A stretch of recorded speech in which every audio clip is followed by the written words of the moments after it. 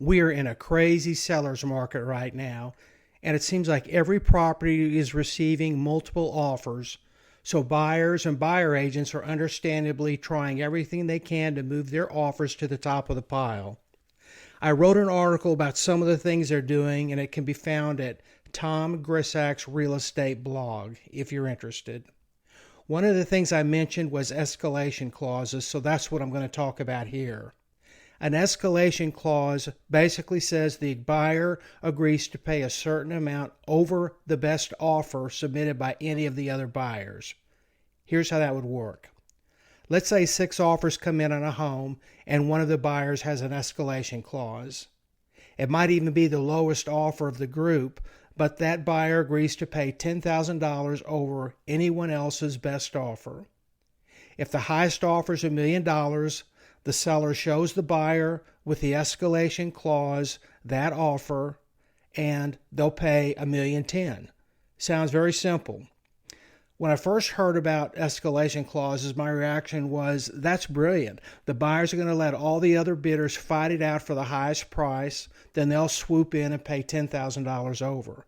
That way they're guaranteed to get the home, and it really doesn't matter what price they made their original offer at.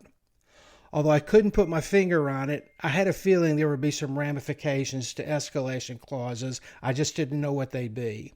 I'm not an attorney, so I called one I know and had a very casual conversation with him. I asked how he felt about them and what the issues would be and what we should be looking out for. I'm only summarizing my conversation with him from my notes, but what I learned was enough for me to draw the conclusion you have to be very careful with them. The attorney told me he doesn't like them, but he does see them.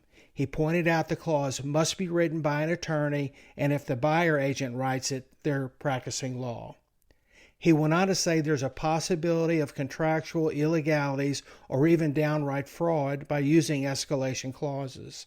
I asked him to give me some quick examples he'd seen, and just off the top of his head, he said this.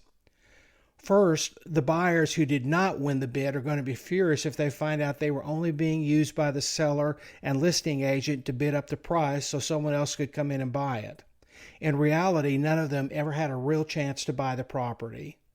That can lead to hard feelings by all of those other buyers, which might deteriorate into something worse. He also said an unscrupulous seller and or their listing agent can manufacture an offer at a much higher price than all the others. The listing agent just shows the bogus offer to the buyer as proof. Even if the name can be seen on the offer, how would the buyer know if it really was legitimate? It might have come from the seller's friend who was asked to throw out a high number with no intention of ever buying it, or maybe the listing agent had someone they knew who would submit a sham offer. There's really no way for the buyer to know if it was a legitimate buyer who had been vetted and qualified, yet they're being asked to match it with a $10,000 cherry on top. He also pointed out when the seller asked their listing agent to present the sham offer to the buyer with the escalation clause, by law, the listing agent is obligated to do so. That means they're also complicit in committing fraud, whether they realize it or not. There might be contractual issues stemming from acceptance of the escalation contract and not defining when the offer period ends. What if an even higher offer is submitted to the seller 3 days before closing? Is the buyer with the escalation clause still obligated to pay $10,000 over the new higher price? And if they refuse and back out of the deal, will they get their earnest money back? Knowing the risk associated with escalation clauses, we don't use them when we're representing our buyers. If we have a property listed and receive an offer with an escalation clause, we'll encourage our sellers to let us ask the buyer agent to resubmit their offer without the clause. That keeps everything clean and everybody out of trouble.